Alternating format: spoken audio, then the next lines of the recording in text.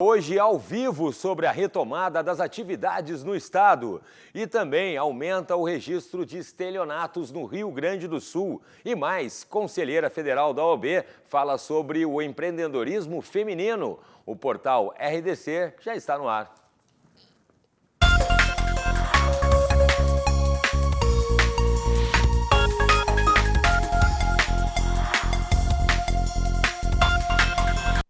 A força de IDEL Ambientes, essencial é ser você, e também do SESC, a força do sistema FEComércio ao seu lado. Agora 14 horas 7 minutos, estamos ao vivo aqui pelos canais 24 e 524 em alta definição pela Claro Net TV e também por todas as nossas plataformas digitais. Você pode conferir a RDC no Facebook, você pode conferir também lá na página da rdctv.com.br. Tem também a RDC TV no Twitter, tem também lá no YouTube, tem no Instagram e tem também o meu Instagram, Cláudio Andrade, jornalista, e tem também a minha colega Yasmin Luz. Tudo bem, Yasmin? Boa tarde. Tudo bem, Cláudio? Boa tarde a todo mundo aí que nos acompanha. Hoje com uma entrevista com o governador do estado. Você pode participar por todas essas redes sociais que o Cláudio falou agora e pela nossa transmissão ao vivo do Facebook. Pois então, vamos ver se o governador já está com a gente na linha. Governador Eduardo Leite, muito boa tarde. Está me ouvindo? Estou sim, Cláudio. Boa tarde a ti, boa tarde, Yasmin, a todos os amigos da RDC TV. Obrigado por nos conceder essa entrevista, governador. E eu vou começar lhe perguntando, já usando uma expressão que o senhor sempre usa, sobre essa questão da retomada das atividades, que o senhor sempre enfatiza e usa uma expressão que vai estar ali com o dedo no pulso para ficar controlando. Aí nós temos a expectativa do comércio, temos a expectativa da volta às aulas, né? E o senhor disse que isso vai ser feito de uma maneira muito monitorada. Eu gostaria que o senhor falasse isso um pouquinho mais sobre esse monitoramento que o governo vai fazer nessa retomada das atividades graduais. Perfeito, Cláudio. Nós temos, nesse momento, no Rio Grande do Sul, com o chamado distanciamento controlado. O que significa isso? Como nós usamos nos medicamentos de uso controlado, a gente sabe que ele tem um efeito colateral e administra a dose desse medicamento de acordo com o tamanho e a gravidade da doença e buscando reduzir os efeitos colaterais. O distanciamento também é um tratamento que se oferece para o enfrentamento ao coronavírus diante da situação de não termos vacina e nem um medicamento que cure as pessoas do coronavírus. A única coisa que se apresentou até aqui eficaz é efetivamente promover o distanciamento entre as pessoas para evitar que haja uma disseminação, um contágio que gere uma situação de descontrole e o colapso do nosso sistema hospitalar. Então, o distanciamento tratamento adequado, mas ele tem efeitos colaterais. E quais são os efeitos colaterais?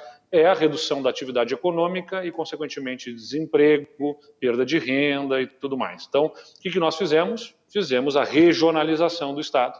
E em cada região nós monitoramos 11 indicadores que nos dizem qual é o nível de risco que aquela região tem e qual é a capacidade de atendimento hospitalar que ela tem para atender a população daquela região. E de acordo com esses indicadores é que nós estabelecemos o nível de risco, se a bandeira é amarela, laranja, vermelha ou preta, que determina o nível de restrição às atividades econômicas com aqueles protocolos que são exigidos das diversas atividades econômicas. Infelizmente, Cláudio, é a única ferramenta que se tem até que se tenha vacina. A vacina vai levar tempo para ser desenvolvida, isso está muito claro.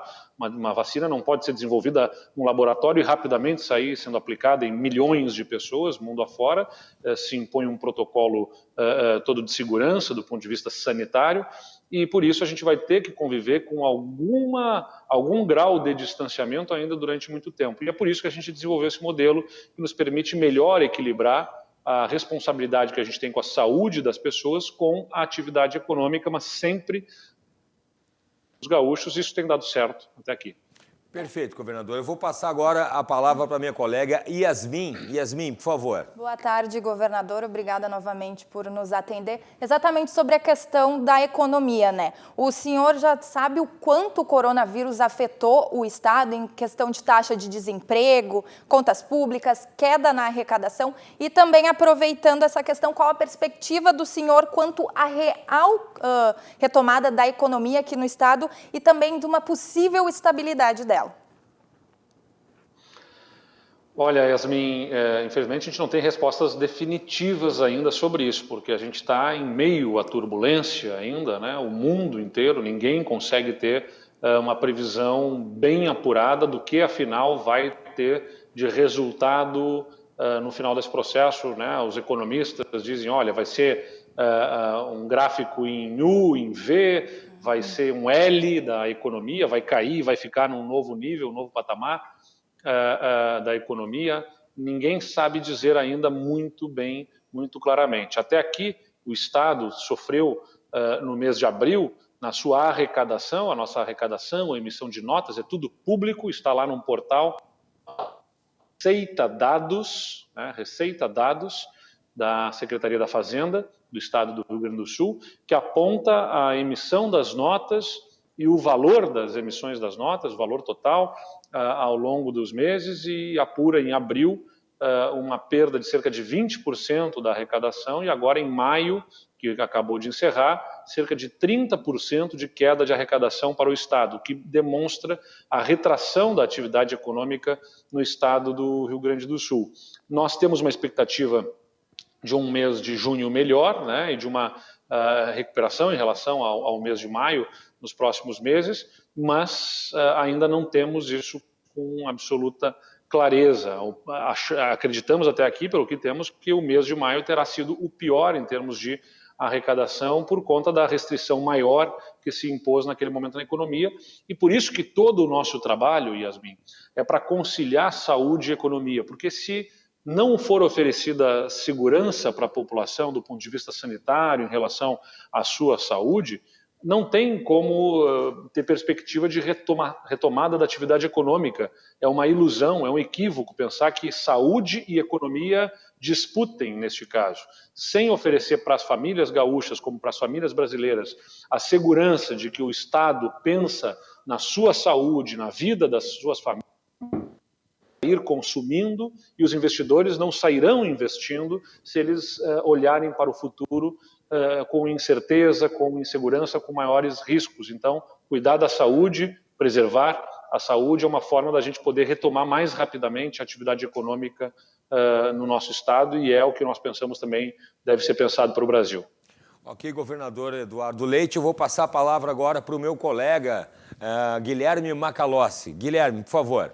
Governador, bem-vindo aqui à RDC, e eu gostaria de lhe perguntar em relação à relação política do governo do Estado com o governo federal. Nós sabemos que existe hoje muita animosidade entre os governadores e o presidente da República.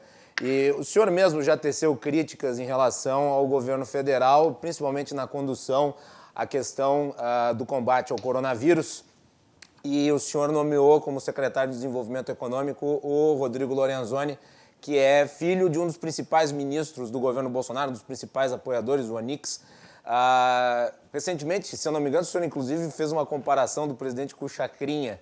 Eu gostaria de saber como é que está essa relação com o presidente e o que se pode esperar daqui adiante, principalmente depois daquela reunião do dia 22 de abril que foi divulgada com o presidente xingando os governadores. Como é que está isso?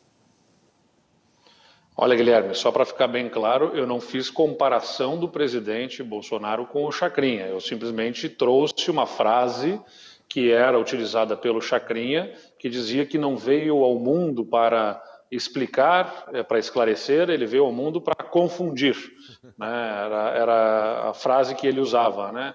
E que me remete um pouco ao que a gente observa em algumas ações, de fato, que na forma como o presidente coloca o assunto, porque mais confunde a população do que esclarece. E esse é um problema que a gente enfrenta no Brasil. Esses dias me perguntaram sobre a falta de liderança do presidente no combate ao coronavírus. Eu disse, se fosse falta de liderança, já era grave, é mais grave ainda quando é uma liderança no sentido contrário, que contraria a ciência, que contraria as recomendações da Organização Mundial da Saúde. Isso gera confusão na população.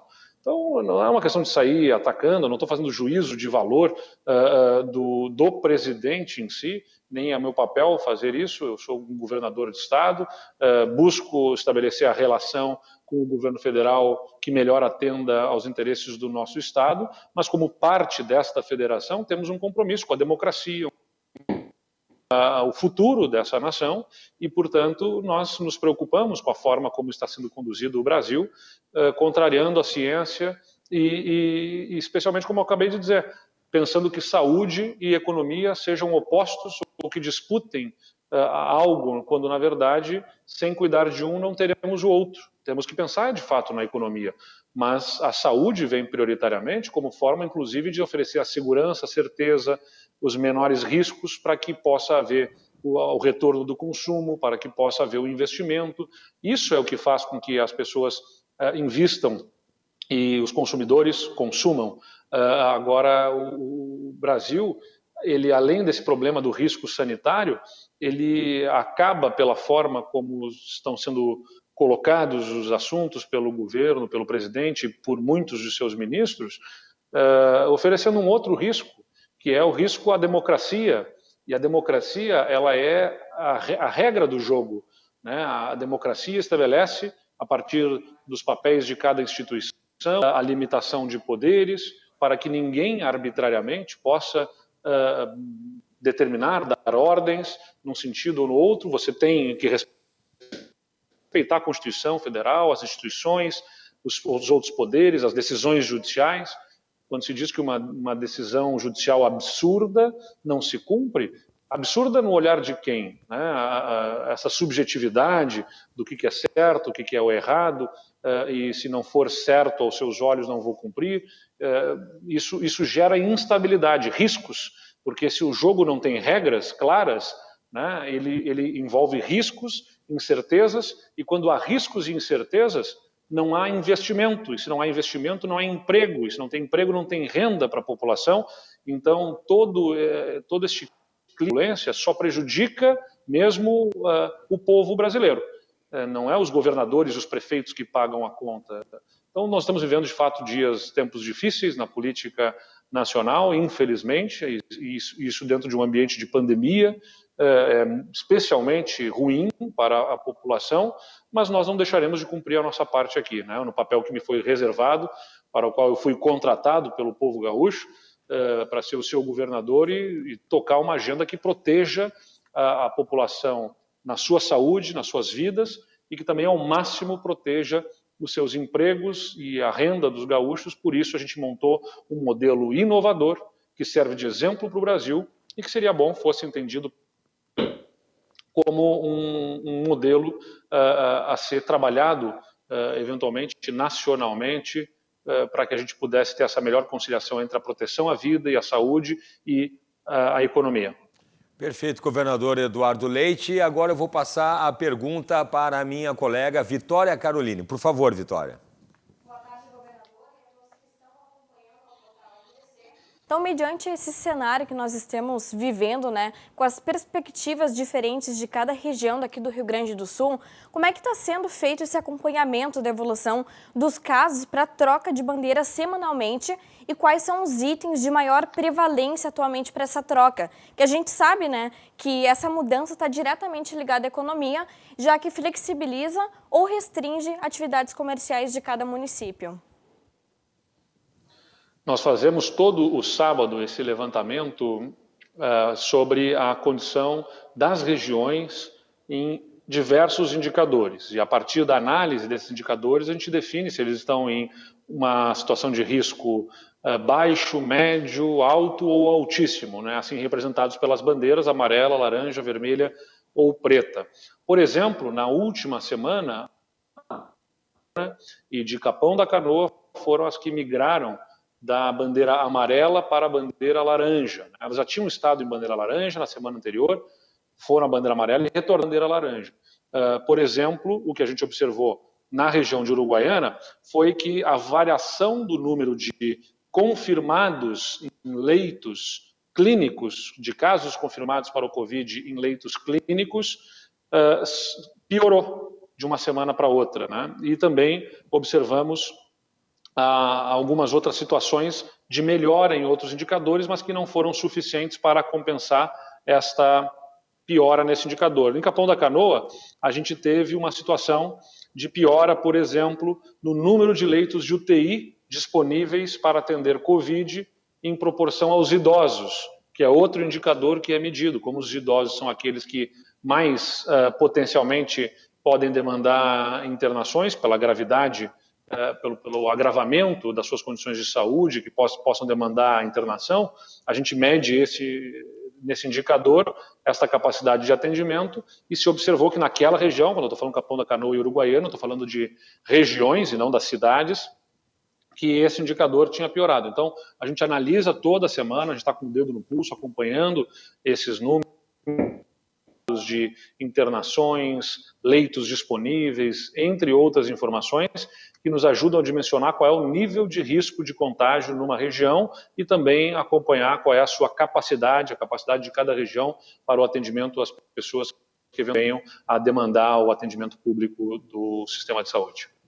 Perfeito, governador. Uma última pergunta, então, antes da gente encerrar. Eu vou passar para minha colega novamente para fazer a última pergunta. Yasmin, por favor. Então, governador, os nossos telespectadores participaram muito pelo Facebook perguntando sobre a questão da volta do futebol. Como estão os protocolos, então, para a retomada do Gauchão? É a dúvida dos nossos telespectadores no Facebook.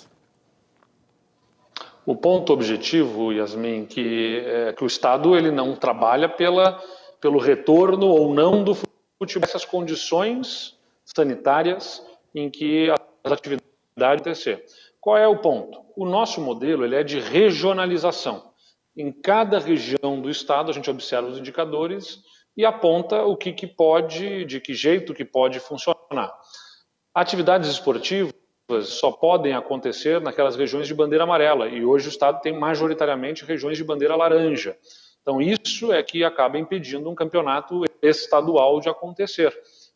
Se estivéssemos com o estado todo em bandeira amarela, ou se o campeonato fosse todo desenvolvido numa região de bandeira amarela, ele poderia acontecer em a torcida, porque nós não podemos permitir aglomeração de pessoas, o que está vedado, entretenimento, shows, né, eventos que estão proibidos de acontecer neste momento. Então, essa é uma decisão que cabe à Federação Gaúcha de Futebol, né? Em que condições poderia retomar, nós estamos dizendo, não podem nas regiões de bandeira laranja. Quer fazer o campeonato numa região de bandeira amarela ou quer aguardar mais, bom, essa é uma decisão que cabe à Federação Gaúcha de Futebol e não ao governo do estado. A gente disciplina onde e como que pode acontecer de acordo com os dados e indicadores que estão no nosso modelo do distanciamento controlado. Ok, obrigado, governador Eduardo Leite, muito obrigado pelos esclarecimentos e a RDC TV fica à disposição do governo e desejando já desde agora um ótimo trabalho para o senhor e para toda a sua equipe aí do governo envolvida no combate aí da pandemia. Muito obrigado, bom trabalho a todos. Obrigado. Então, a gente ouviu o governador Eduardo Leite, então, aí dando uma entrevista exclusiva aqui para a RDC TV, junto com meus colegas, a Yasmin Luz, o Guilherme Macalossi, a Vitória Caroline e toda a equipe aqui que articulou, que trabalhou também em função dessa entrevista. Normalmente, nós mostramos aqui as lives que são desenvolvidas pelo governo do estado, né, através do Facebook, todos os dias, mas hoje o governador fez uma entrevista, fez uma live exclusiva aqui para a RDC TV.